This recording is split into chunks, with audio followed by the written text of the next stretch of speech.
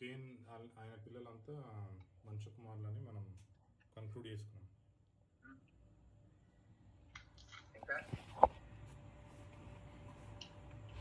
అదే వాళ్ళేమో they are called God's children because they are forgiven. They seeked and they got the forgiveness.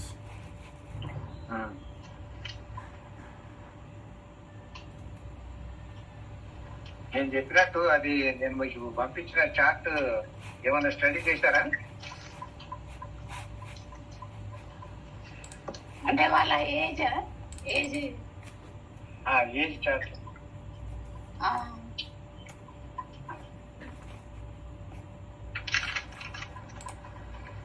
అది చూసాము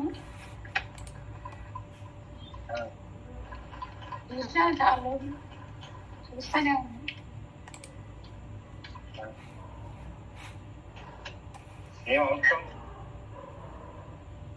అది మేము కూడా దాన్ని ఎగ్జామ్ కంట్రోల్ పెట్టినట్టు పెట్టాలా, స్టడీ చేయాలా, బాగా గుర్తున్నది కదా. ఇంకా కాలేదా? ఇంకా టైం పడుతుంది.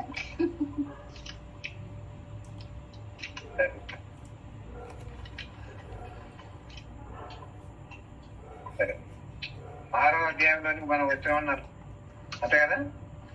6వ అధ్యాయం కొంతవరకు అయింది,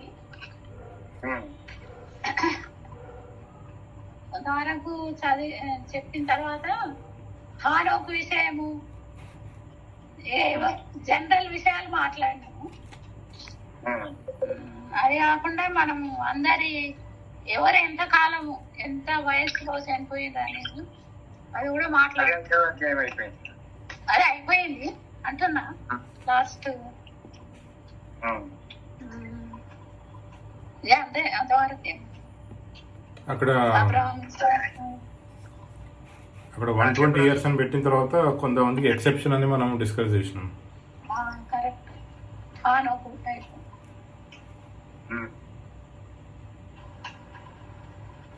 ఆరోహణం అంటే ఏంది, అట్లా కొన్ని ఆరోహణం అనేటి విషయాలు ఇంకా డిస్కస్ చేసినాం. అదే 7, 8, 9, 10 7వ వాడు, 8వ వాడు, 9వ వాడు, 10వ వాడు అనే దాంట్లో ఉన్న ప్రాముఖ్యత ఏంటనేది మనం గమనించాం.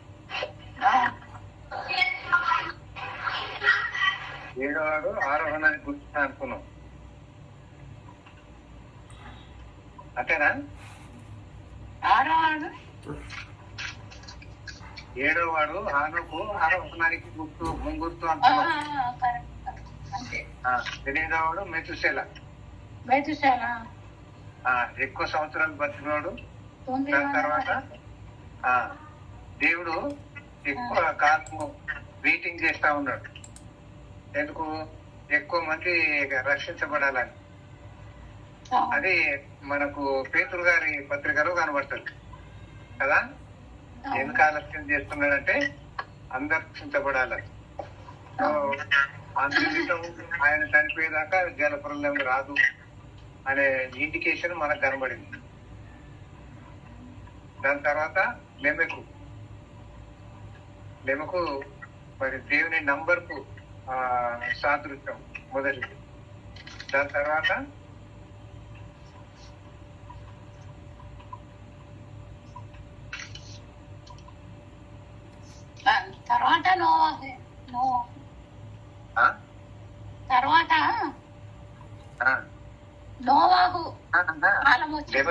లెమెకుది అంతేనా, ఇంకేమైనా ఉందా అని? 777 years బతికినాడు. 777 ఏళ్ళు బతికాను. అదే దాని తర్వాత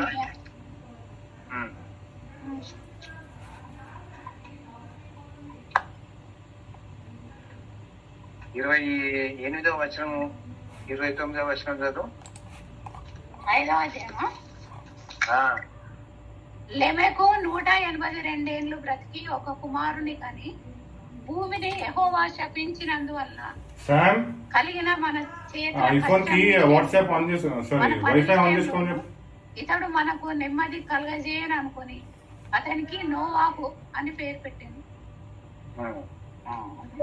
దీనికి మనం ఏమి తలంచవచ్చు, ఏం తలంపు రావచ్చు దీని విషయంలో?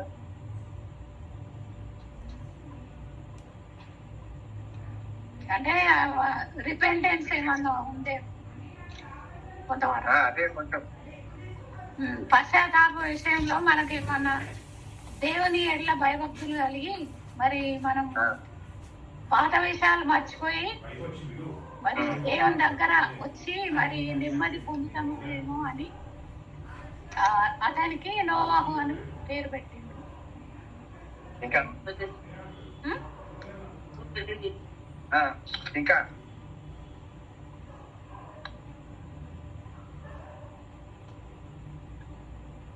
అక్కడ ఉన్న పాయింట్ ఏంటంటే భూమిని యెహోవా శపించిండు అనేది కనపడుతుంది కదా. ఇప్పుడు శపించినందువల్ల ఆ శాపము అనేది భూమికి ఉంది, మానవునికి కూడా ఉంది కదా. మరి దానికి రిలీఫ్ ఏమన్నా వస్తుందేమో అనే ఉద్దేశము కలిగి మన చేతుల కష్టం విషయంలోనూ మన పని విషయంలోనూ ఇతడు మనకు నెమ్మది కలుగజేయను అనుకొని అతనికి పేరు పెట్టాడు. అంతే కదా? అంతే. అంటే ఆదాము చాలా కష్టపడి సేద్యం చేస్తున్నాడు కదా, ఆ కష్టంలో కొంత తగ్గిపోతుంది. రెండవది శాపము తగ్గిపోతుంది, దాని తర్వాత ఫలభద్రంగా ఉంటుంది అనే విషయము దేవుడు భూమిని కడిగేస్తున్నాడు.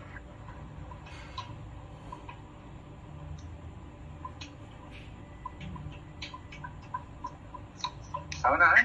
అవునవును. కాబట్టి ఆ మూడు విషయాలు మనం గుర్తుపెట్టుకోవాలి అక్కడ. కాబట్టి ఆ చేతుల కష్టం విషయంలో మన పని విషయము ఇతడు మనకు నెమ్మది కలుగజేయననుకొని అతనికి నోవహు అనే పేరు పెట్టాడు. అంటే నెమ్మది అన్నమాట. సరేనా? ఇక్కడ ప్రతిసారి ఒక ఏజ్ వచ్చిన తర్వాత వాళ్ళు కుమారులను అంటున్నారు. ఆ కుమారులకు ఆ ఇంపార్టెన్స్ ఉంటది. దాని తర్వాత కుమారులను కుమార్తెలను అంటా ఉంటారు. ఆ విషయం కూడా మనం గుర్తు చేసుకున్నాం.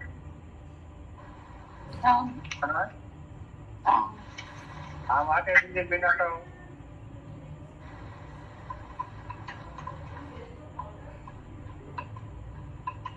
అంటే ఇప్పుడు అంటే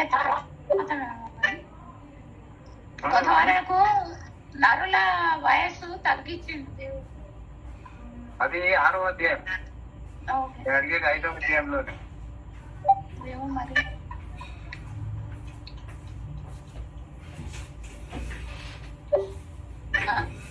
కుమారులను కుమార్తెలను కన్న విషయంలో కుమారులను ఒక కుమారుడు అది 10 మంది విషయం చెప్పాడు.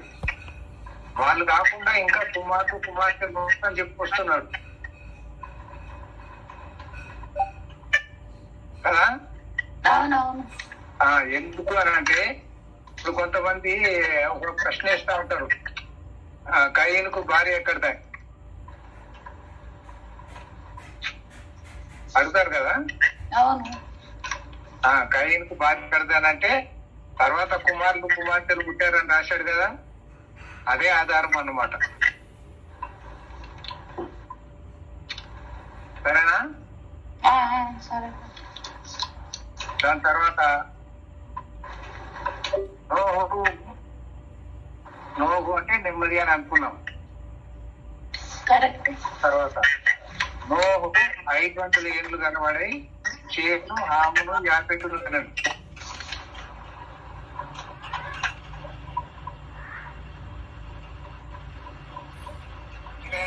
చూస్తే దీనికి దానికి ఏమన్నా అనిపిస్తుందా?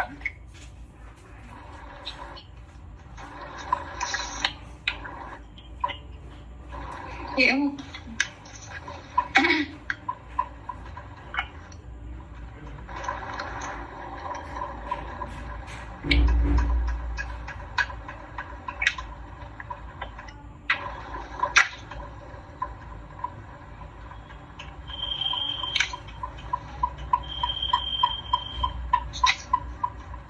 వస్తుంది కదా ఫ్యాన్.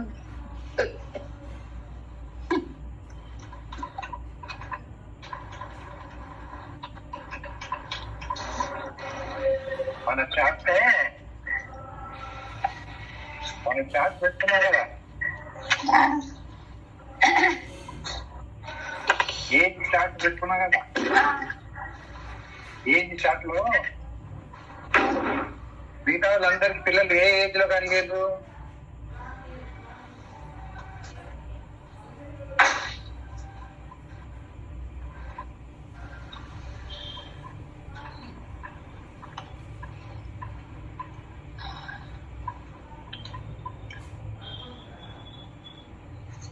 అంటే ఆదాము 130 ఏళ్ళకి, సేతు 105 సంవత్సరాలకి ఒక కొడుకు, ఈనోసు 90 ఏళ్ళకి, ఏనాను 70, మహలేలు 65, జరేదు 162, ఈనోసు 65, బెత్తుషల 187 ఏళ్ళకి, లెమెకు 182, నోవాహు 500 ఏళ్ళకి. ఏమన్నా తేడా కనబడ్డదా? చాలా తేడాలు ఉన్నాయి. ఒక్కొక్కరు ఒక్కొక్క సారి మొదటి సంతానం కలిగింది.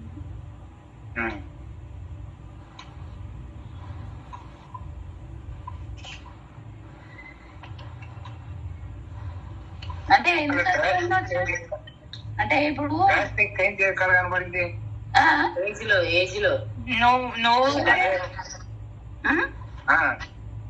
మరి అదే అడుగుతుంటే మరి ఏం చెప్పట్లేదు మీరు?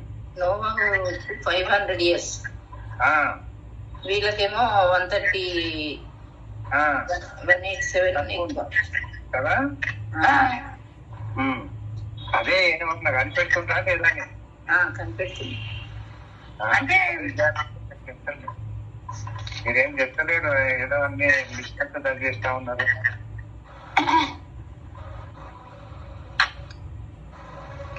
సరే, ఇక్కడ ఏంటంటే దేవుడు దీర్ఘశాంతం కలిగి మరి నంబర్ 3గా నిలబెట్టిండు నోహం.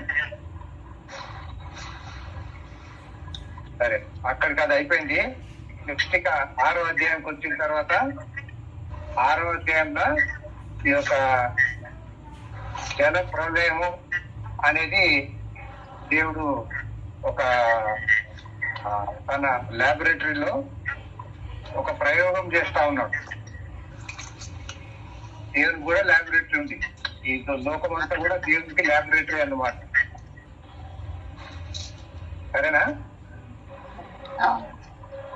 ఈ లోకం అంతా కూడా దేవునికి ల్యాబొరేటరీ. ఇక్కడ దేవుడు ప్రయోగాలు చేస్తా ఉంటాడు. ఏ ప్రయోగము ఎప్పుడు ఎట్లా చేస్తాడో మనకు తెలియదు. మానవులు ఏమన్నా కనిపెడుతుందా లేదా అని కూడా చూస్తూ ఉంటాడు. దేవుని ఫాలో అప్ చేస్తుందా లేదా అని కనిపెడుతూ ఉంటాడు. సో మనం కూడా దేవుని యొక్క ఉద్దేశాన్ని, దేవుని యొక్క పనిని మనం కనిపెడతా ఉండాలి. పెద్దోళ్ళు చేసే పని చిన్నపిల్లలు కనిపెడతా ఉంటారు కదా, వీళ్ళు కూడా ఏదో పని చేస్తూ ఉంటారు. పెద్దలు ఒకటి చేస్తే చిన్నలు ఒకటి చేస్తూ ఉంటారు. దేవుడేమో మంచి చేద్దాం అనుకుంటే పిల్లలేమో చేయబడతా ఉంటారు కదా. అట్లా ఇక్కడ కూడా కనిపిస్తా ఉంది. కాబట్టి దేవుని పనిలో సహకరించేది ఉందా, చెడగొట్టేది ఉందా అనేది మనం గమనించాలి. సరే, ఈ ల్యాబొరేటరీలో దేవుడు చేసే పనిలో దేవుడు ఏమనుకుంటుందంటే ఈ యొక్క భూమికి ఒక నీటి బాప్తిసం ఇచ్చేద్దాం అనుకున్నాడు. నీటితో మరి ఈ లోకాన్ని, ఈ భూమిని కడిగేద్దాం అనుకున్నాడు. అంతే కదా? అది నీటి బాప్తిసము అని మనం గమనిస్తాం. అగ్ని బాప్తిసం కూడా చెప్పాను కదా. అగ్ని బాప్తిసం కూడా ఇస్తాడు. భూమికి నీటి బాప్తిసం ఇచ్చినట్టు భూమికి అగ్ని బాప్తిసం కూడా ఇస్తాడు. ఏమన్నా కనిపించిందా బైబిల్లో ఎక్కడ ఉందా అట్లా? ఉన్నది అంకుల్. రేఖ రాకడాలు ఉంది. Second coming. అంతే కాలంలో ఇంకా రెవల్యూషన్ ప్రకటన గ్రంథంలో అంకుల్. ప్రకటన గ్రంథంలో ఉంటది, దానిలో కూడా ఉంటది కదా అంకుల్.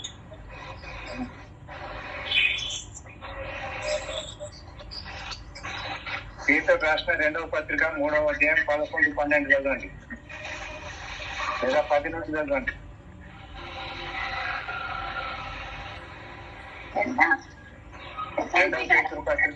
2వ పేతురు పత్రిక 3వ అధ్యాయము 10 నుంచి చదవండి.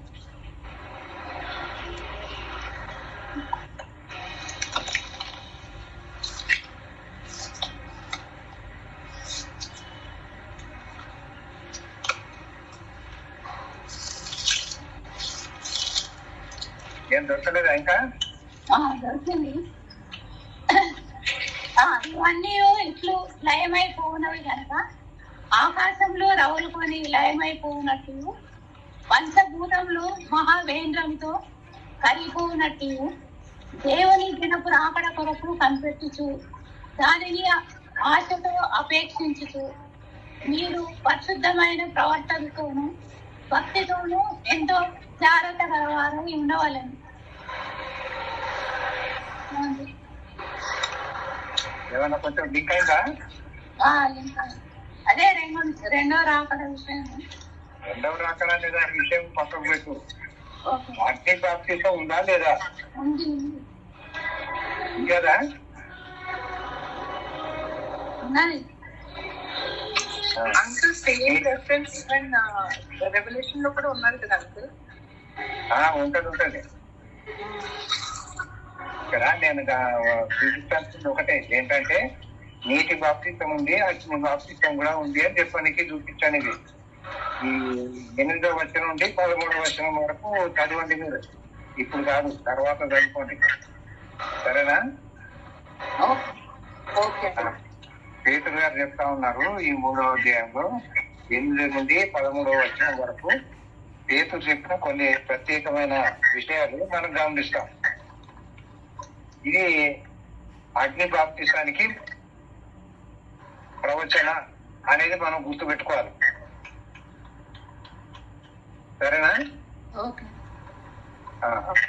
కాబట్టి మొదటిసారి దేవుడు ఏం చేస్తున్నాడు? నీటితో పాపాన్ని కడిగేద్దాం అనుకుంటున్నాడు. మనం ఒక 2-3 విషయాలు గమనించాలి ఇక్కడ. మొదటిది ఏంటంటే ఆదాం పాపం చేశాడు కదా, దేవుడి పాపం వచ్చింది, దేవుడు యాక్షన్ తీసుకున్నాడు, నరులందరూ పాపం చేసుకొచ్చారు, దేవుడు యాక్షన్ తీసుకుంటున్నాడు కదా. తర్వాత సొదొమ గొమొర్రా, ఇప్పుడు సొదొమ గొమొర్రాలో మళ్ళీ దేవుడు ఒకసారి కడిగేద్దాం అనుకున్నాడు. అది కూడా మరి అగ్ని గంధకాలతో కడిగేశాడు, సరేనా? నోవహు కాలంలో మరి ఆ కడగడము అనే దాంట్లో ఒక వాగ్దానం కూడా ఇచ్చాడు కదా. ఆ వాగ్దానం అంటే ఏంటి? దేవునికి చాలా కోపం వచ్చింది, ఆయన ప్రేమ కూడా వచ్చింది. అందుకని మనం తల్లిదండ్రులుగా పిల్లల మీద కోపడ మళ్ళీ ప్రేమ చేస్తూ ఉంటాం. దానికని ముందు తర్వాత ఇప్పుడు ఇక భూమికి నీటి బాప్తిసం ఇద్దాము అనుకున్న ఈ యొక్క సందర్భంలో ఎట్లా చేశాడు అనేదానికి దానికి ముందుగా ప్రిపరేషన్ ఎలా ఉంటాయి అనేది మనం గమనిస్తాం. ప్రిపరేషన్ ఇప్పుడు దేవుడు ఏ పని చేసినా గానీ ఒక క్రమం ప్రకారం చేస్తాడు అనేది మనం గుర్తుపెట్టుకోవాలి. దేవుని ఇంట్లో క్రమము ఉన్నది అనేది మనం కనిపెట్టాలి. మొదటి అధ్యాయంలో మానవునికి అవసరమైనన్ని చేసుకొచ్చాడు. లాస్ట్ లో మానవుని చూశాడు. అంతే కదా? అట్లాగే మరి యేసయ్య కూడా తన ఉపమానాలు చెప్పేటప్పుడు మరి పెండ్లి విందు సిద్ధమైంది రండి అని పిలుస్తాడు. సిద్ధపడక ముందే ఆయన ఏం పిలవడు కదా. అట్లాగే రక్షణ సిద్ధమైనాక రక్షణ కోసం పిలుస్తాడు.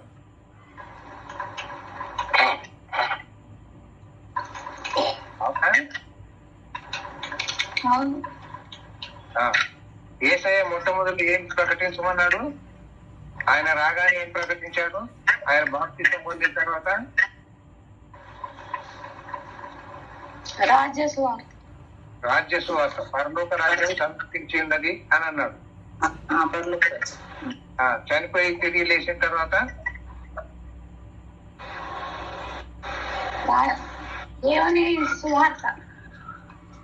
రక్షణ సువార్త అనాలి. అది రాజ్య సువార్త, ఇది రక్షణ సువార్త అని చెప్పాలి. పుట్టిన చనిపోయి తిరిగి లేచిన తర్వాత సువార్త అంటే రక్షణ అనేది రావాలి కదా. ఓకేనా?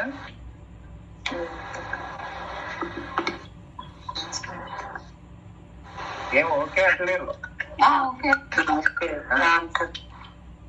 ఎందుకంటే మనకు తెలిసి ఉండాల. ఇప్పుడు రేపు మనకు ఇద్దరు పాస్టర్లు ఉన్నారు కదా ఇక్కడ, ఒక రాజు ఒక బృంద. మరి పాస్టర్లు ఏం చెప్తారు? మరి మొదటి నుండే సిద్ధపడాలి కదా అందుకోసం. ఓకేనా?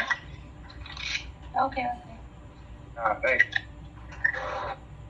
ఇప్పుడు నరులు ఎటువంటి వాళ్ళు అనేది రెండవ ప్రస్తావనలో మనం గమనించాం. అంతకుముందు గమనించిన దాంట్లో మరి వీళ్ళు నెగ్రిగీయులు అనబడింది కదా. కానీ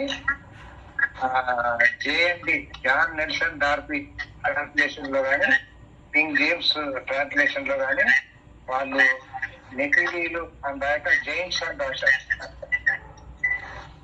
సో నెగ్రిగీయులు అంటే అది ఇంకా దానికి వేరే మీనింగ్ వస్తూ ఉంటుంది. అట్లాంటివి దేవుడు పెట్టదలుచుకోండి. అందుకని జైన్స్ అనే పెట్టాడు. అది మనం ఫాలో అవుతా ఉండాలి. తర్వాత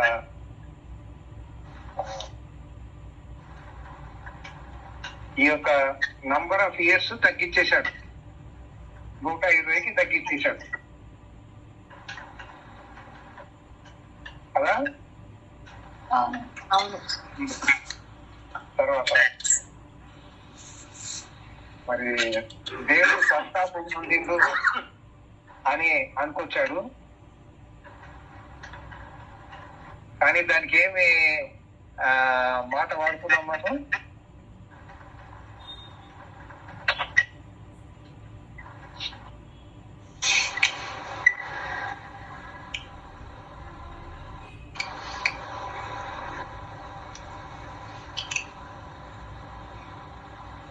నరులను చేసినందుకు. అదే నరులను చేసినందుకు సంతాపం నొందెను అని రాయబడింది ఇక్కడ. దానికి ఏం మాట వాడుకున్నాం మనం?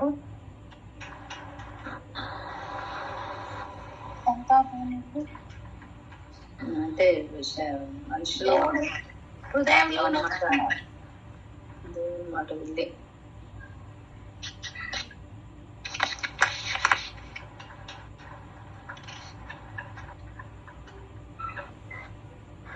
సంతాపం నొందెను అనే దానికి మనం ఏం మాట వాడుకున్నాము? దేవుని పిల్లలుగా ఆమె గాడ్ చిల్డ్రన్. అర్థం కాలేదా? దేవుని పిల్లలు మనుష్య పిల్లలుగా. ఇప్పుడు ఈ భూమి మీద నరులను సృష్టించినందుకు సంతాపము నొంది ఉన్నానా నేను అని రాయబడి ఉంది. సంతాపము అనే మాట బదులు మరొక మాట వాడుకుంటే మంచిది అని మనం అనుకున్నాం.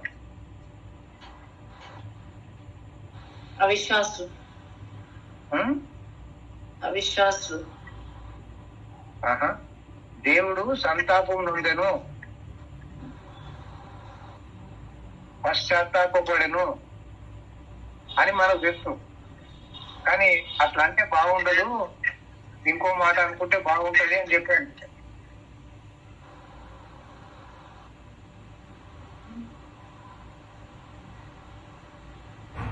సరే వదిలేసాన్ని కాదు. మొత్తానికి దేవుడు నోహు విషయంలో యెహోవా దృష్టి యందు కృప పొందిన వాడాయను అనుకొచ్చాడు. నోహు విషయంలో ఏమనుకుంటున్నాడు? నోహు ఎందుకంటే ఆయన నీతిమంతుడు అని చెప్పుకొస్తాడు కిందకి వచ్చిన తర్వాత. 9వ వచనంలో నోహు వంశావళి ఇదే, నోహు నీతి పరుడును తన తరంలో నిందారు అడ్డున్నాయి ఉండెను అని అన్నాడు కదా. తరము అనే దాని విషయంలో అపోస్తలుల కార్యం 13వ అధ్యాయంలో 37వ వచనంలో దావీదు తన తరం వారికి సేవ చేసి నిద్రించను అని రాసుకొచ్చాడు. కాబట్టి మన తరంలో మనం ఏం చేస్తున్నాము అనేది మనం గుర్తుపెట్టుకోవాలి. ఈయన తరంలో ఈయన నీతిమంతులుగా ఉన్నాడు. అంటే నీతిమంతుల లిస్టులో ఒక నోహు, ఒక యోబు, ఒక దానియేలు నీతిమంతులు అని చెప్పుకొచ్చాడు. వాళ్ళు వాళ్ళ తరంలో నీతిమంతులుగా ఉన్నారు అనే మాటను మనం గమనిస్తా ఉన్నాం. మరే మధ్యలో చాలా డిస్టర్బెన్స్ అయితే ఉంది అనుకో.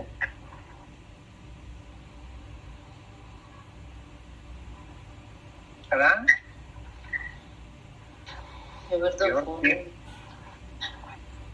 ఇద్దరు మీరు చేసుకోండి, పెద్దమ్మ మమ్మీ.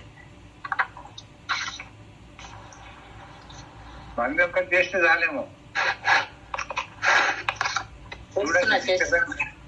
డిస్టర్బెన్స్ కాకపోతే పెట్టుకోండి, డిస్టర్బెన్స్ అయితే ఆపండి. అది మ్యూట్ చేయండి, చూద్దాం కొంచెం. సరే, దాని తర్వాత ఇక అప్పుడు దేవుడు ఆయనకు ఒక ఆర్డర్ వేస్తా ఉన్నాడు. ఏం ఆర్డర్ వేస్తున్నాడు అని అంటే ఒక ఓడ కొలతలు కదా, ఓడ కొలతలు. మరి ఓడ కొలతలు అన్నప్పుడు మనం ఇంతకు ముందు ఒకసారి గుర్తు చేసుకుంది ఏంటంటే మచ్చులు అని గుర్తు చేసుకున్నాం. దావీదుకు దేవుడు మందిరపు కొలతలు మచ్చులు ఇచ్చాడు అని మనం గుర్తు చేసుకున్నాం కదా. అది గుర్తుపెట్టుకోవాలి, అది ఎప్పుడు మర్చిపోకూడదు. ఒక 3 అంశాలు ఇక్కడ మనం గుర్తుపెట్టుకోవాలి. ఒక నోవహు, ఒక మోషే, ఒక దావీదు. సరేనా? మీరు నోట్ చేసుకుంటా ఉండాల. ప్రతిదీ నేను చెప్పేటప్పుడు ఒక 3 అట్లా ఎగ్జాంపుల్స్ చెప్తా ఉంటాను. అది సాక్ష్యానికి ముంగుర్తు. వాక్యం మీకు కొంత ఇచ్చట కొంత అచ్చట వచ్చును అనే దానికి అది ముంగుర్తు. కాబట్టి ఇక్కడ నోవహుకు మరి కొలతలు ఇచ్చాడు. మోషేకు కొండ మీద చూపబడినట్టుగా నీవు గుడారము సిద్ధపరచు కింద అని అన్నాడు. దావీదుకు మచ్చులు ఇచ్చాడు. ఆ ప్రకారంగా యెరూషలేం మందిరం కట్టమని చెప్పాడు. సో దేవుడు ప్రతిదానికి కొలతలు ఇస్తాడు. కొలతలు లేకుండా ఆయనకు కొలతలు అనేది చాలా ఇంపార్టెంట్. అందుకని కొలతలు ఇస్తున్నాడు. ఎక్కడెక్కడ ఇచ్చాడు అనే దానికి ఈ 3 సందర్భాలు చెప్పి మరి మనం ప్రసంగం చేస్తా ఉండాలి. సరేనా రాజు? ఎప్పుడు 3 అనేటి మనం మెన్షన్ చేస్తా ఉండాలి. ఆర్క్ ఆఫ్ ది కవెనెంట్ అంటే ఉందనుకో, ark of Moses, ark of the covenant. ఇంకోటి ఏమని చెప్పాం? ఆర్క్ దావీదు మందిరపు మచ్చి, Noah, ark of Noah, ark of the covenant, ark of Moses. సరేనా? ఏంటంటే ark of Moses, ark of the covenant, ark of Noah, covenant. అంతేనా? 3 నోవాకు ఒకటి, కొలతలు ఇస్తాయి. ఒకటి దావీదుకు ఒకటి. ఈ 3 ఏంటి? ఒకటి దావీది మందిరము, మోషేది గుడారము, నోహది ఓడ. దీనివల్ల వచ్చింది ఏంటి?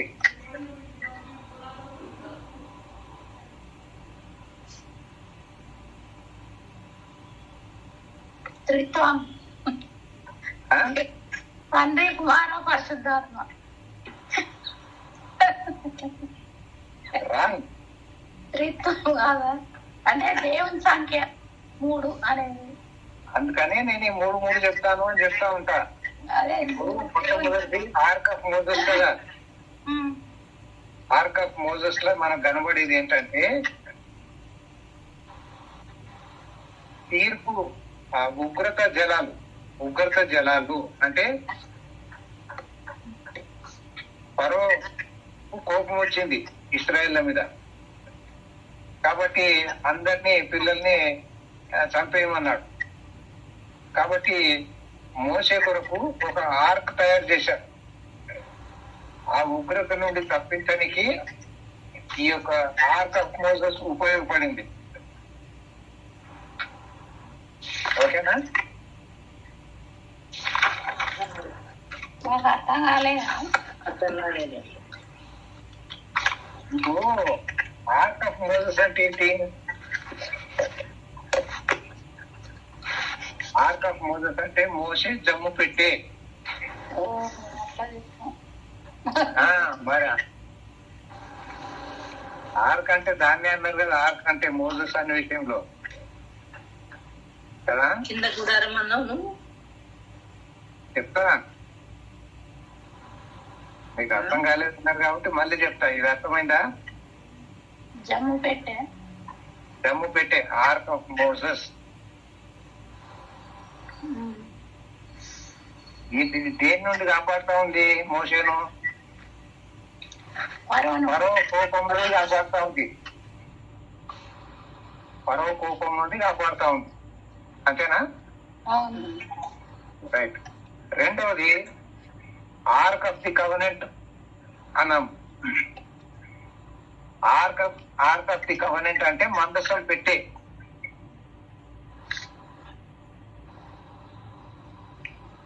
ఓకేనా?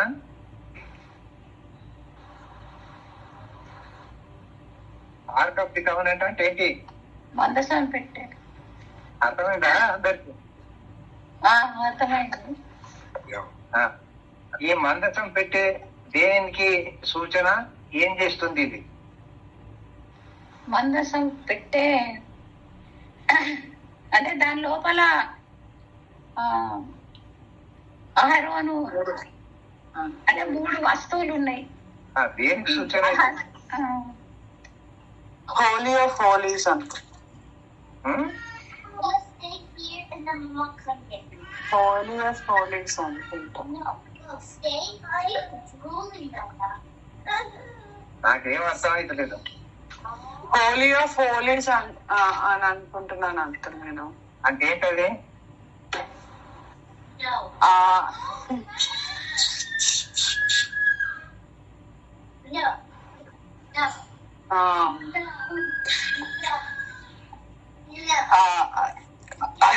ఎక్స్ప్లెయిన్ చేస్తలేదు కానీ ఆ 3 లెవెల్స్ ఉండే కదా uncle. Outer court, inner court, holy of holies. అతి పరిశుద్ధ స్థలం అంటున్నారు. ఆ మందసం పెట్టే వల్ల లాభం ఏంటి? మంచం పెట్టే ప్రామిసెస్ ఫుల్ఫిల్డ్ లాగా. ఎందుకంటే ఇప్పుడు మొన్న ఉంటుంది, చిగురిచ్చిన ఇది ఉంటుంది. అది కాదు, దేవుని అది సన్నిధి. కవర్నెంట్. దేవుడికి దేవుని సన్నిధి. దేవుని సన్నిధి. ఇప్పుడు దాన్ని అరణ్యంలో తయారు చేసినారు కదా. అవును. అరణ్యంలో తయారు చేసిన తర్వాత దాన్ని తీసుకొని పోతున్నారు కదా, ఎక్కడ పోతే అక్కడ. అవును. దాన్ని యాజకులు లేవీలు మోస్తా ఉన్నారు కదా. అది దేవుని కళ్ళకు, దేవుని సన్నిధికి సాదృశ్యం. ఆ దేవుని సన్నిధి వాళ్ళకు తోడుగా ఉండాలి. ఒకానొక సందర్భంలో మోసే అలా మామని అడుగుతాడు, నీకు ఏరియా బాగా తెలుసు కదా, నువ్వు మాతో ఉంటే ఎక్కడ దిగాలనేది బాగా చెప్పగలుగుతావు అని అడుగుతాడు. వాళ్ళ మామ ఏమంటాడు, నేను మీతో రాను, నేను మీ స్వాస్థ్యం నాకు వద్దు, నేను వెళ్ళిపోతాను మా ఊరికి అంటాడు. అది దేవుని చిత్తం. అంతేగాని దేవుని సన్నిధి వాళ్ళకు తోడుగా ఉండాలి, అంతేగాని మోసే వాళ్ళ మామ నాకు తోడుగా ఉండాల్సింది. సో అది దేవుని సన్నిధి దేవుని కండ్ల వంటిది, దేవుని కండ్ల వంటిది, దేవుని సన్నిధి అది. ఓకేనా? కాబట్టి మందసం పెట్టే ఇప్పుడు గుడారం అంతట్లో కూడా ప్రాముఖ్యమైనది ఏంటంటే ఈ యొక్క మందసం పెట్టే, అంతేనా? అందుకే మందసం పెట్టే లోపల 3 వస్తువులు ఉన్నాయి. మందసము పెట్టే పైన కర్ణాపీఠం ఉంది, దాని తర్వాత మీద తిరుగులు ఉన్నాయి. అది చాలా ఇంపార్టెంట్. అందుకే అది అతి పరిశుద్ధ స్థలంలో పెట్టారు. కాబట్టి అది దేవుని సన్నిధి. ఆర్క్ ఆఫ్ ది కవెనెంట్ అంటే దేవుని సన్నిధి. మరి దేవునికి నరులకు మధ్యలో ఆయన సన్నిధి మనకిచ్చాడు. మోసేతో ఏమన్నాడు నిర్గమకాండంలో, మరి నా సన్నిధి నా మంచితనం అంతా నీకు చూపిస్తా అని అంటాడు. చూసావా? మరి నేను మీతో రాను, నా సన్నిధి మీతో వస్తుంది అని చెప్పుకొచ్చాడు. అది మందసం పెట్టినే. ఓకేనా? అది రెండవది. మూడవది ఏమన్నాను నేను,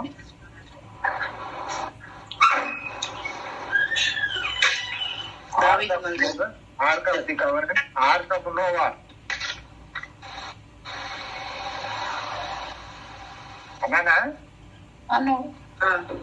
ఆర్క్ ఆఫ్ నోవా అనేది ఇప్పుడు మనం చదవబోతా ఉన్నాం. దేవుని తీర్పు, ఉగ్రత జలాలు, ఉగ్రత జలాలు. అదే ఈ యొక్క జల ప్రళయము. సరేనా?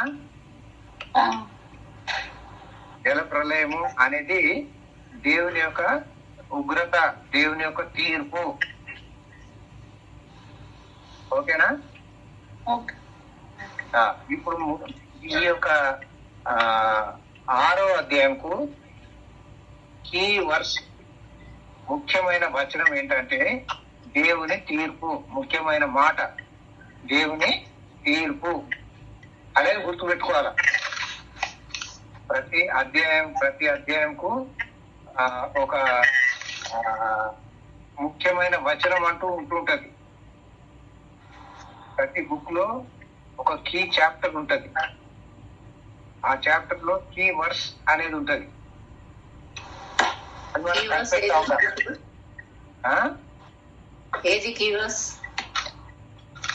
అర్థం కాలేదు.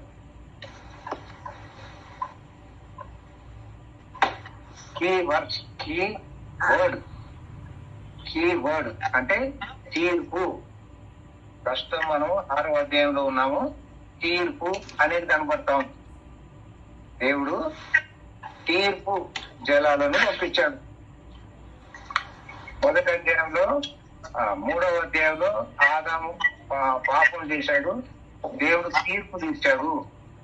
6వ అధ్యాయంలో దేవుడు తీర్పు తీర్చాడు.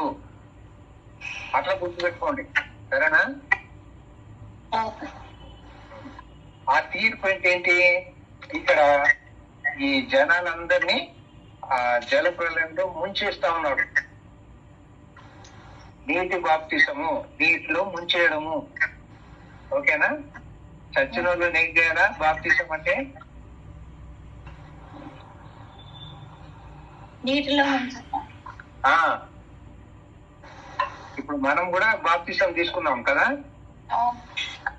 అంటే ఏంటి? మన పాపము ఆ నీటిలో వదిలేసాం, సమాధి చేసేసాం. అట్లాగే జల ప్రళయంలో దేవుడు వీళ్ళను పాపిస్తు ముఖాలందరినీ సమాధి చేసేసాడు. నోహు కుటుంబాన్ని మాత్రం కాపాడాడు. ఆ కాపాడిందే ఈ యొక్క నోహు ఓడ, నోహు ark. Ark of Noah. English లో బాగుంటది కాబట్టి నేను అట్లా ఎన్నుకున్నాను. Ark of Moses, ark of the covenant, ark of Noah. ఓకేనా? కాబట్టి ఈ ఓడ కొలతలు దేవుడిచ్చాడు. ఓడ కొలతలు దేవుడిచ్చాడు. పొడుగు ఇచ్చాడు, వెడల్పు ఇచ్చాడు, ఎత్తు ఇచ్చాడు. సరేనా?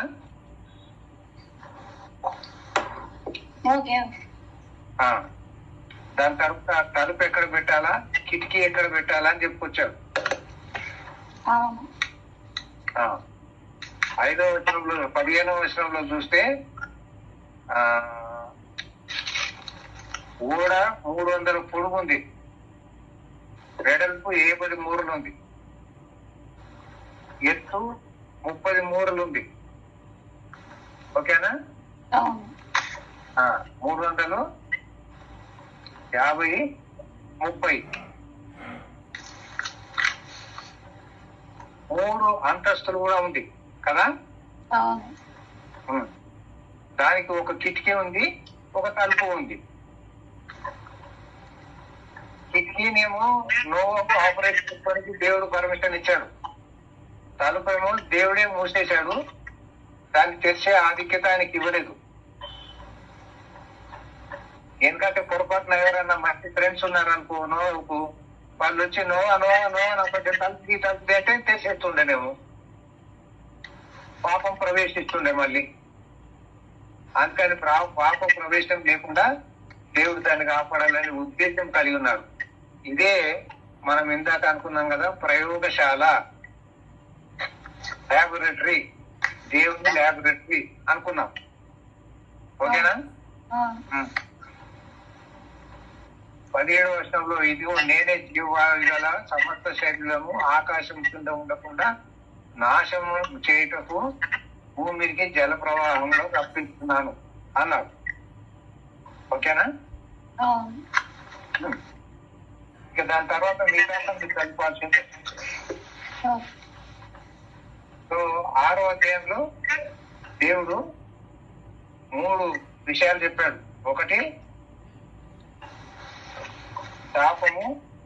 శాపము నుండి మరి వారికి విడుదల విమోచన చేయబోతున్నాడు చెప్పాడు. దాని తర్వాత నీవు నీతిమంతుడు అని చెప్పాడు. తర్వాత మరి నువ్వు ఒక ఓడ చేసుకోని చెప్పాడు. ఓడ చేసుకోని అంటే దేవుడు నోవాకు ఏమన్నా మెటీరియల్ హెల్ప్ ఏమన్నా చేశాడా? అది మనం చేసుకోవాల్సిందే. దానికి చాలా ప్రూఫ్స్, కాన్స్, ఇఫ్స్, బట్స్ అన్ని చాలా ఉన్నాయి. ఇప్పుడు నేను చెప్పాలని అనుకోవట్లేదు. సరే, నెక్స్ట్ ఏం చేశాడు? ఇక ఈ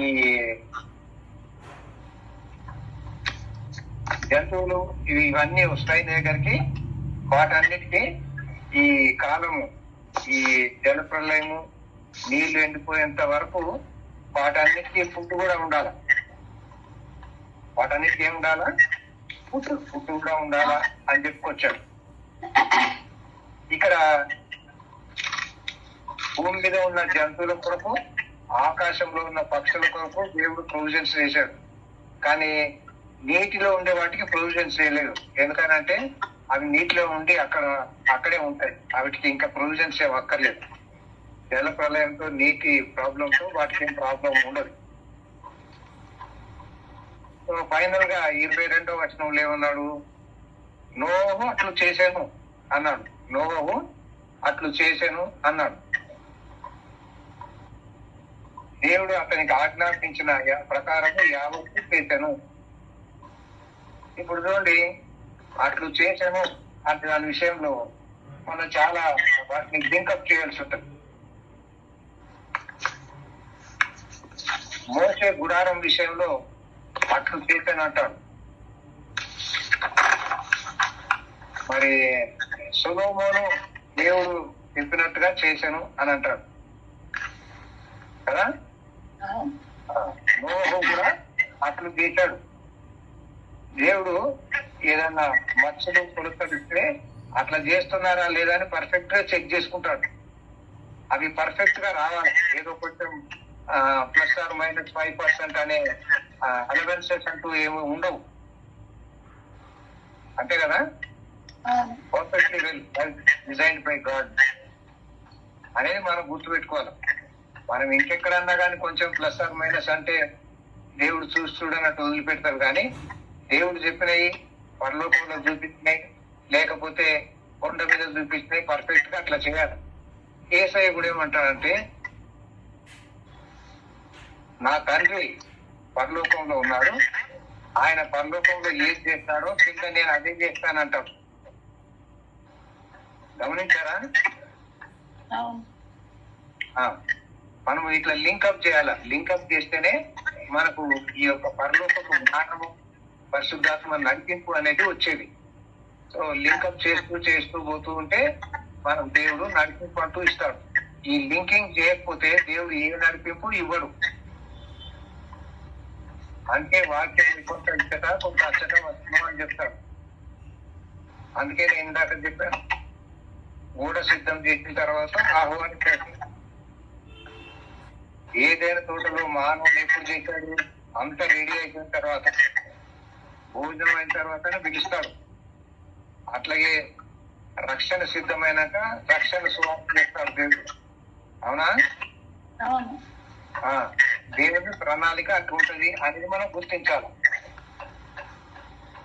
తర్వాత మరి 7వ అధ్యాయానికి వచ్చిన తర్వాత 2వ వచనంలో పవిత్ర జంతువులలో ప్రతి జాతి పోతులు 7ను, పెంటులు 7ను, పవిత్రములు కాని జంతువులలో ప్రతి జాతి పోతును, పెంటియు 2ను. ఇక్కడ ఏమంటున్నాడంటే, ఆ ఓడలో ప్రవేశించే వాళ్ళు అనే దాని విషయంలో మొదటి వర్షంలో నీవు నీతివంతుడు, నీవు నీ భార్య, నీ 3 కొడుకులు, నేనును నా ఇంటి వారిని యెహోవాను సేవించడం. ఎవరన్నారు ఇట్లా? ఎక్కడ అధ్యాయం వచనం? 24వ అధ్యాయము 15వ వచనం, 24:15. కాబట్టి నేనును నా ఇంటి వారిను అని అక్కడ వస్తాడు. తర్వాత రాహాబు విషయంలో ఆమె ఇంటి వారు. తర్వాత ఇక్కడ నో ఇంటి వారు. తర్వాత 3 మనం రెడీ పెట్టుకోవాలి ఎప్పటికీ. ఓకే, అట్లా నోహు ఇంటి వారు ఓడలో ప్రవేశించండి అని మొదటి వచనంలో చెప్పాడు. 2వ వచనంలో 2 పాయింట్లు చెప్పాడు. మొదటి మరి 7 అన్నాడు. రెండవది పవిత్ర పోతు పెంటి అనుకొచ్చాడు. అంటే ఆడది మొగది అన్నమాట. ఓకేనా? ఎందుకు చెప్పాడు ఇది? ఉత్పత్తి, నెక్స్ట్ ఉత్పత్తి కోసం. Exactly, very good. ఇంకా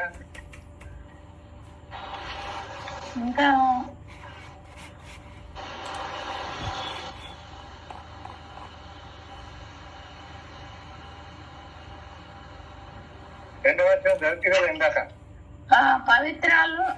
పవిత్రమైనవి, అపవిత్రమైనవి. అంటే పవిత్రమైనవి అంటే నెక్స్ట్ మరి బలుల కోసము, అదే ఇంపార్టెంట్. బలులు ఇవ్వాలి కదా. ఈ జల ప్రళయం అయిపోయిన తర్వాత దేవునికి బలి ఇవ్వాలా. దానికోసం దేవుడు అది ముందుగా చెప్పాడు. పవిత్ర జంతువులలో ప్రతి జాతి పోతులు 7, పెంటులు 7. ఆ 7 అనేది దేవుని పరిపూర్ణమైన సంఖ్య. ఓకేనా? కాబట్టి ఆ పవిత్రమైన సంఖ్య మరి ఆ 7 అనేది దేవుడు ఈ యొక్క దహన బలి కొరకు పెట్టుకున్నాడు. 8వ అధ్యాయంలో 21 వచ్చిన చదవండి. 20-21. అప్పుడు నోవాహు యెహోవాకు బలిపీఠం కట్టి పవిత్ర పక్షులన్నిటిలోను కొన్ని తీసుకొని ఆ పీఠం మీద దహన బలి అర్పించను. అప్పుడు చదవాలా?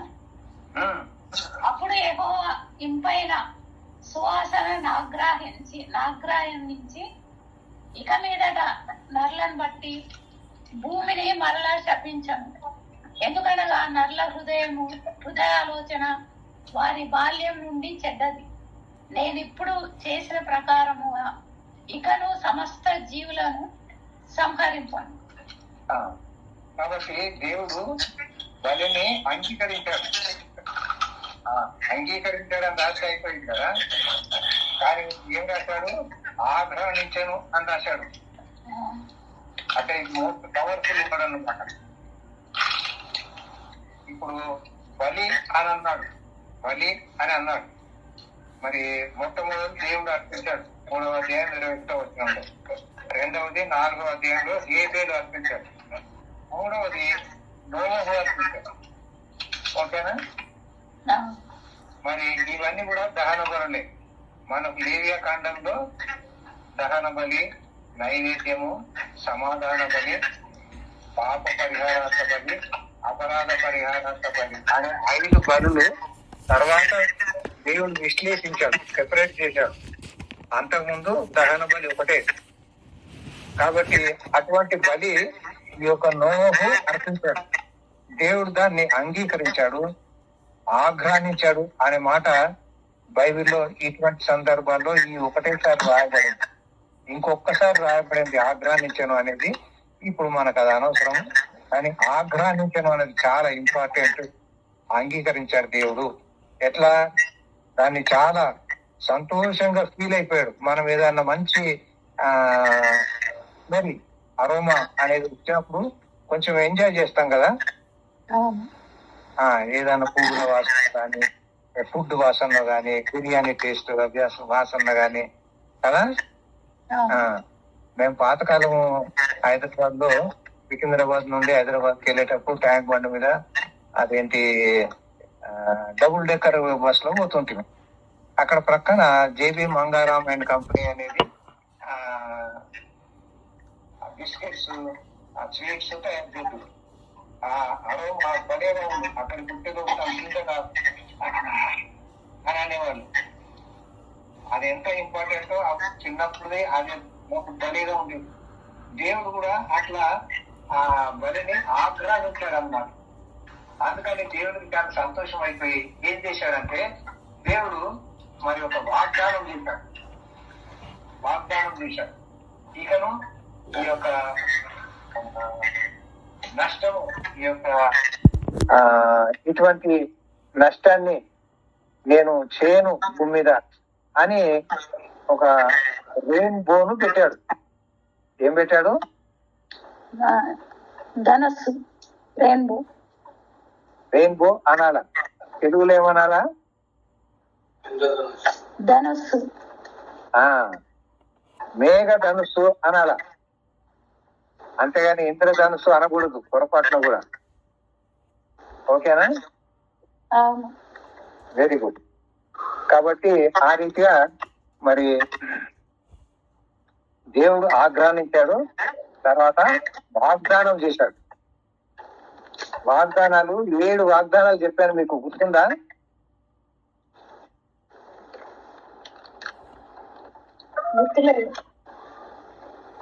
Very good.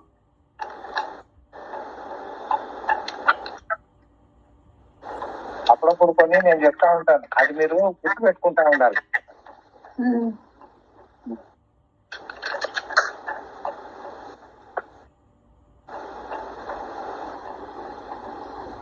మొదటి వాగ్దానము ఈ యొక్క ఏదైనా తోటలో దేవుడు వాగ్దానం చేస్తాడు.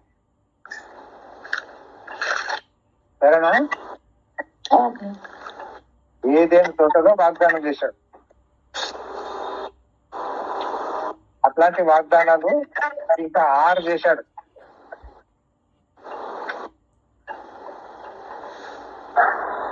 నా దగ్గర రీడింగ్ ఇప్పుడు కనబడతలేదు కానీ తర్వాత చెప్తాడు. అంతలో మీకు కూడా ఏదన్నా అవకాశం ఉంటే మీరు కూడా రిలీజ్ చేసుకొని ఉండండి, అప్పుడు మనం షేర్ చేస్తాం. ఓకేనా?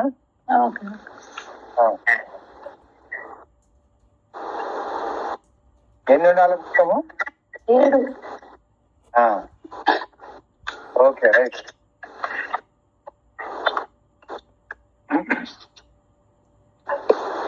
సో 7 అనేది చాలా ఉంటాయి. 7 అనేది ఐఎమ్స్ ఆఫ్ జాన్స్ గాస్పెల్ అని ఉంటుంది. ఓకేనా? సరే, నాకు నిబంధనలు కనబడ్డాయి, నేను ఉట్టిగా చదువుతాను, మీరు నోట్ చేసుకోండి. నేను కావాలంటే మీకు దాన్ని వాట్సాప్ లో మెసేజ్ పెడతాను. ఓకేనా? నేను మెసేజ్ పెడతాను కాబట్టి మీరు ఇప్పుడు ఏం రాసుకోవాల్సిన పని లేదు, నేను ఉట్టిగా చెప్తాను. ఏదేను నిబంధన, తర్వాత ఆదాముతో చేసిన నిబంధన, తర్వాత నోహుతో చేసిన నిబంధన, అబ్రహాము, మోషే, పాలస్తీనా నిబంధన, దావీదుతో నిబంధన, ఫైనల్ గా న్యూ కవనెంట్. 7 కవనెంట్ గాను +1 అంటూ ఉంటాను కదా, అది న్యూ కవనెంట్ అన్నమాట. మరి న్యూ అనే దానికి కానీ పొందుతానము అనే దానికి కానీ 8వ నంబర్ చెప్తా ఉంటాను నేను. ఓకేనా? అది గుర్తుపెట్టుకోండి. నేను చాలా మాస్ గా తయారు చేశాను. మీకు ఆ చార్ట్ అంటే నా బైబిల్లో రాసుకుంటా ఉంటాను, బైబిల్లో రాసింది మీకు తర్వాత ఇస్తాను. ఓకేనా? సో ఇది 3వ నిబంధన, నోహుకు చేసిన 3వ నిబంధన. ఎందుకు చేశాడు?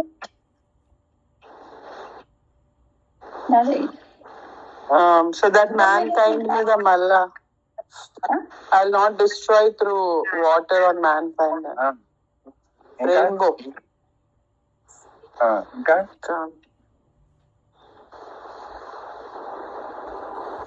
mankind ని డిస్ట్రాయ్ చేయను, ఇటువంటి జల ప్రళయంతో డిస్ట్రాయ్ చేయను.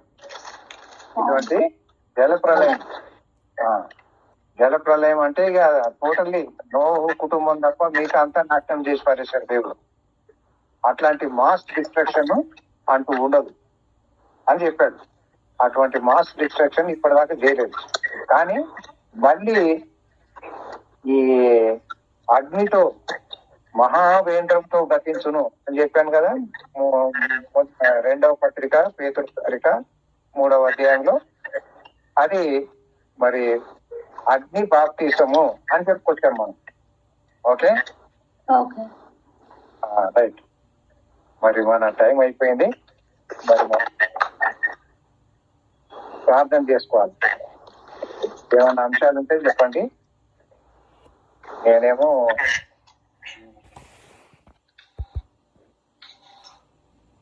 చార్ట్ పెట్టేస్తాను, దానికోసం వెరిఫికేషన్ చేసుకుంటాను. ఓకేనా? రైట్. ఇంకేమైనా ఉంటే చెప్పండి.